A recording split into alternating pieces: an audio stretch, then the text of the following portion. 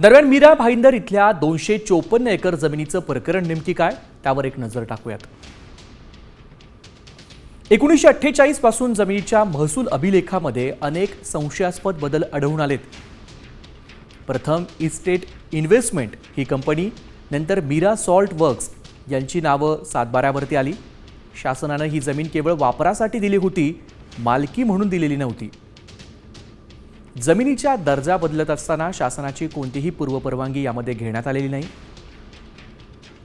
1958 मध्ये मिठागरांच्या वापरामुळे जमिनीवर केंद्र सरकारच्या सॉल्ट विभागाचं नाव आहे। तर 2002 मध्ये जिल्हाधिकाऱ्यांनी सखोल चौकशी अंती कंपनीचा दावा फेटाळला होता। जमीन शासनाकडे वर्ग करण्याचे देखील आदेश न्यायालयाने दिले होते। 30 एप्रिल 2026 रोजी मात्र हायकोर्टानं केंद्र सरकारचं अपील फेटाळलं।